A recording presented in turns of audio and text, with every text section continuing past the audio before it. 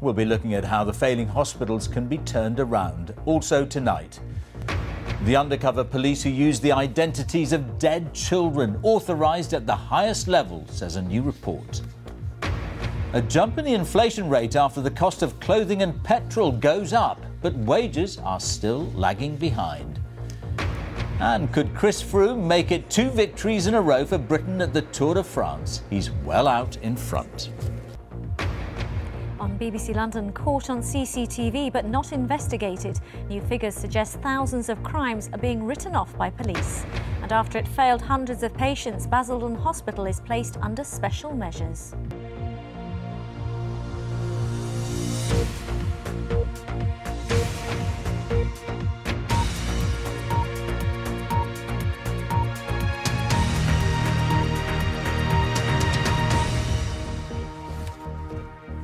Good evening and welcome to the BBC's News at 6. A picture of neglected patients, overworked staff and poor maintenance has emerged from a review of NHS hospital trusts in England with high death rates. The study was commissioned by the government after the scandal in Mid-Staffordshire. It found fundamental breaches of care. 14 trusts were investigated and 11 of them are being placed in special measures because their standards are so low. Ministers say thousands of patients may have died as a result of these failings. Sophie Hutchinson has our first report tonight. Some of the 14 hospital trusts in England under the spotlight due to their abnormally high rates of patient deaths. Urgent inspections have been carried out at each by the NHS's medical director, and today 11 were put into special measures for fundamental breaches of care. That's actually Grandad's beret. One of those under scrutiny is the trust that runs Basildon Hospital, where 90-year-old Fred Harris, a war veteran, died. His granddaughters told me he'd had a positive, youthful spirit, but that diminished after he was moved to 9 different wards in just 12 days. It was as if he gave up, and Grandad was a fighter to go through the war, be a Royal Marine Commando, lose your actual nearest and dearest, go into a hospital. You could see he went, and it was the saddest thing, and it was heartbreaking to watch. He said he went from a man to boy. Inspectors found that Basildon Trust had had 7 serious preventable incidents in 3 years and that improvements were needed in staffing levels and infection control. We're looking at every single patient who dies in the hospital to make sure that if there are lessons to be learned, that we learn them, that we transfer them, that staff know what those learning points are. Today's review said it found some concerning practices. United Lincolnshire Hospital's NHS Trust had had 9 chief executives in 11 years. At other trusts there was a lack of compassion, patients were not listened to, figures for the number of staff working each day were inaccurate, and some staff were working 12 days in a row. It was the scandal of hundreds of unnecessary deaths at Stafford Hospital which sparked the review. The neglect uncovered at Stafford Hospital, which saw the suffering of hundreds of patients, has been seen as a watershed moment for the NHS, that it must never be repeated. But patients have been making serious complaints about hospitals like this for more than 10 years, and questions are being asked as to why it's taken so long for the NHS to take it seriously. The Health Secretary today accused Labour of turning a blind eye to the NHS's problems when they were in power. The system's reputation mattered more than individual patients. Targets mattered more than people. We owe it to the 3 million people who use the NHS every week to tackle and confront abuse, incompetence and weak leadership head-on.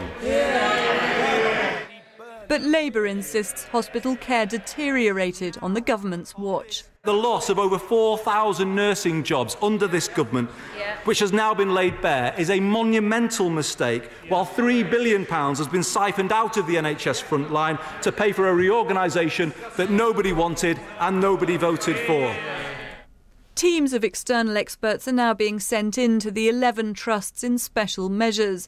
The NHS's medical director described it as a difficult day and hoped it would be a turning point for hospitals and their patients.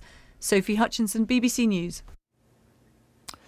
The government review led by Professor Sir Bruce Keogh sent teams of experts into the hospitals with the biggest problems. But how difficult will it be to turn them around and prevent similar failures happening in the future? This report from our medical correspondent, Fergus Walsh. Welcome to How to replace mediocrity with excellence. That's the challenge set by the 14 hospital review teams seen here in action who were sent in to the failing trusts. The NHS medical director says patients shouldn't be worried. Tangible improvements are happening. One of the things that the special measures does is it locks everybody into helping these trusts improve. It locks in the regulators, it locks in NHS England, it locks in the local government, it locks in the clinical commissioning groups, and then everybody has skin in the game for improving these hospitals, and I think that's really important. The Keogh report sets out what it calls achievable ambitions for improvement within the next 2 years. These include attempting to reduce avoidable deaths. All trusts must use an early warning system if rates rise. Hospital managers must use the wealth of data on outcomes to improve quality. And there should be real-time patient feedback, with complaints welcomed. 9 out of 10 hospital deaths happen after emergency admissions. Like all the 14 trusts reviewed, East Lancashire had higher than expected mortality in urgent care. New facilities, the monitoring's not yet in. This new resuscitation unit at the Royal Blackburn Hospital opens to patients next week, part of the trust's solution to the serious failings uncovered. But the NHS is facing a difficult future. It has to make huge efficiency savings. Some doubt whether that's possible, whilst also improving standards. I can't put my hand on my heart and say the NHS can balance its budget and provide the best possible standards of patient care. The challenges at the moment are unprecedented. Over the next 6-7 years to find £30 billion of efficiency savings and to improve quality. That's never been done before. Death rates in NHS hospitals have fallen by nearly a third in the past decade, and that improvement includes the trusts put under review.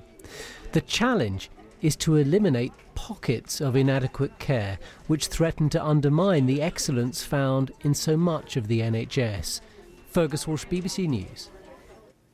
And our Deputy Political Editor, James Landale, is at Westminster. James, we've seen disagreements over the NHS before, but this is now a full-blown political row, isn't it? George, one of the great holy grails of politics is to be the party that the public trust to look after the NHS. And for years, the public have tended to trust Labour mostly on this. But today's report was so bad, it was so shocking that the Conservatives spotted an opportunity. First, to position themselves as the party that's going to fix this problem. It will be the patient's champion that will ensure people get the care they so desperately need. But they also saw it as an opportunity to accuse Labour of ignoring and failing to act against this poor care during its time in office. And that's why health has suddenly become such an intense political football, why today's exchanges were so partisan and venomous in the House of Commons today, because Labour suddenly realised that its reputation on the NHS was under threat. That's why former cabinet ministers and others all rallied to Andy Burnham's cause, because they knew what was at stake. So there's a blame game going on about spin and emails. What matters, though, is this. The Health Secretary, Jeremy Hunt, is now personally responsible for 11 failing hospitals. If he believes that if he fixes it, then potentially this could be a moment when finally government begins to turn around failing hospitals. If he doesn't succeed, if he fails, then, well, it won't be the Conservatives that the public will trust over the NHS at the election. James, thank you. And a reminder that we have a question and answer page on the probe into hospital death rates. Just go to bbc.co.uk/news and you'll find the link there. A report on the use of dead children's names by undercover police at Scotland Yard has found that the practice was authorised at the highest level. The inquiry said that the families deserved an apology, but that revealing the names would put covert officers at risk. Here's our Home Affairs correspondent, Matt Prodger. Scotland Yard today acknowledged that it had provoked shock and offence for a tactic it used for nearly 30 years. Undercover officers used the identities of dead children. And a report says it wasn't breaking the law. The tactic of using the identities of deceased children as part of an undercover story was used. It was used extensively over several decades, but it was a tactic that was seen right at the time. It was certainly authorised, and the people who used the tactic, the undercover officers, did it as part of their training. Back in the days when this building used to house the registers of births and deaths, undercover police officers used to come here before their deployments began. They would look for a child who was born at about the same time as them, but who then died at an early age. They would then use that identity to create a legend, a false identity that stood up to scrutiny. Today's report says 42 children had their identities used, but it's highly likely that there were more, and the tactic was sanctioned at the highest level. Investigators are now looking into the possibility that former commissioners of the Met Police and previous Home Secretaries knew that it was going on until as late as 2003. The current commissioner apologised for any offence caused, but he didn't apologise for the tactic. On behalf of the Metropolitan Police, I apologise for the shock and offence that's been caused by this particular tactic, which is around the use of a dead child's birth certificate to establish the identity of an undercover officer. That's clearly caused some concern to the public, and for that we apologise. The Met says it won't identify the children's names for fear of jeopardising the safety of officers, many of whom have now retired. But the solicitor of one mother who's made a formal complaint said that the families may have been put at risk by the practice. If an officer using a stolen name had been exposed by the groups he was infiltrating, the family could have been mistakenly targeted for retribution. The officers obviously have their own real identities that will protect them from being discovered, whereas the families who appear on the birth certificate will have no protection, and we've already seen in at least one case a political activist turning up at the house of the family of the dead child whose identity was used. More investigation is to follow after a series of claims that police officers fathered children and tried to smear innocent people as part of their undercover operations. Matt Prodger, BBC News. More than £50,000 has been raised on behalf of a swimmer who died trying to cross the English Channel. Susan Taylor died in hospital in France on Sunday after she collapsed in the water during the final part of the challenge. She was raising money for Diabetes UK and Rainbow's Hospice in Loughborough. Inflation has risen to its highest rate in more than a year. The Consumer Prices Index, which tracks the cost of a basket of goods and services, was up 2.9% in the year to June. Higher fuel prices contributed to the rise, as our chief economics correspondent Hugh Pym reports. Most shoppers probably feel they have to run harder just to stand still.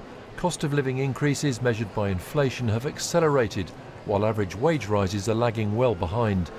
One factor is this. Bad weather last summer meant that retailers were struggling to shift their summer clothing ranges, so prices were slashed. This time round, with more sunshine, shoppers are willing to buy seasonal clothing, so prices are higher than a year ago. The manager of this shopping centre in Milton Keynes expects the trend to continue for another month or so. Well, I think the pattern will be, if the weather continues with us, and one hopes it does, then you will see the trade of summer wear continuing through August, whereas last year they were having to discount fairly heavily. So what do shoppers think? Sarah Cox is a part-time florist. She certainly noticed the impact of rising prices on her spending power. Doesn't make life very easy for us, but yeah, I think you just have to be a bit more careful and watchful. Richard Pipes is an assistant restaurant manager. He's had to do overtime so he can make the sums add up each month. I feel like I do have to work a lot more to make sure I can actually have a comfortable life. I'm finding myself working more than 40 hours a week, so just to sustain the lifestyle that I want and for myself and my partner. Policymakers are supposed to target a 2% inflation rate, but it's been above that for some time now, and consumers are entitled to ask, when will it fall steadily back towards that rate and stay there? There's some brighter news in the shape of lower food prices. Global production of commodities like wheat is on the increase, thanks in part to better weather conditions. and that could help bring down the inflation rate here. We see the biggest factor this time around being commodity prices, which have been tracking down quite nicely. So some of that pressure which has been pushing up inflation of late should have the counter effect and actually push it down as we head to year end. But as shoppers know only too well, expert calculations can be thrown off course by unexpected events. Hugh Pym, BBC News, Milton Keynes. And the time is 6:15. Our top story this evening. A damning report that exposes a catalogue of failure at NHS hospitals across England. And still to come, the future of Britain's nuclear deterrent. On BBC London, the latest pictures of the convicted murderer suspected of killing a pensioner while on day release from prison. And just how happy is the happy one? We hear from Jose Mourinho ahead of his first game in charge of Chelsea.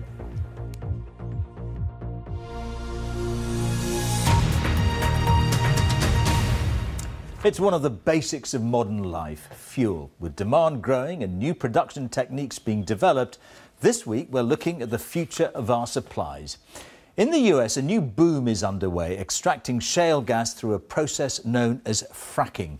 Just 13 years ago, America was reliant on importing gas, but now the shale revolution means its exports are up nearly 600%.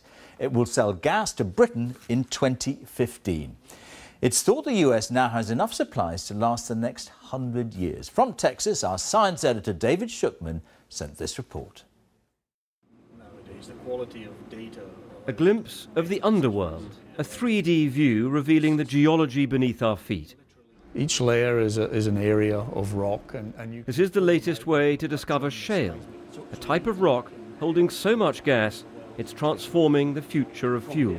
It has changed the face of the energy picture within the US. In 2007, we were looking at importing gas to the US because of the shale gas revolution. In 2013, looking at exporting gas. Southern Texas is one shale gas frontier. America now produces more gas than Russia, and the key is fracking, breaking up the shale. Fracking has been around for years, but new techniques keep making it easier all the time to get hold of the gas that lies deep underground. Now, the first stage is to drill straight down, maybe for a mile or more. Then to turn the drill horizontally and run it right through the layer of shale rock. The aim, to get at tiny fissures in the rock. Some are less than 1 millimetre across, because inside them are molecules of gas trapped down inside. Now, what's called slick water and chemicals are pumped in at high pressure. This is to widen those fissures. What are called proppants, tiny grains, a bit like sand, are added to the mix, and they're designed to hold the cracks open. What this does is release the gas. It's then flushed along through the drill pipe and back up here to the surface. Now, new research is enhancing how this process happens all the time. What this means is that there's a shale gas boom underway. A mass of machinery. One risk of fracking is tremors, but they're very rare. Another risk is polluting the water, if the work is not done carefully. In open country, there are few objections, but it's controversial close to homes. Well, directly across the street, instead of a rose field, we now have this oil field. Walt Desitoff had fracking right on his doorstep, just beside his house in California.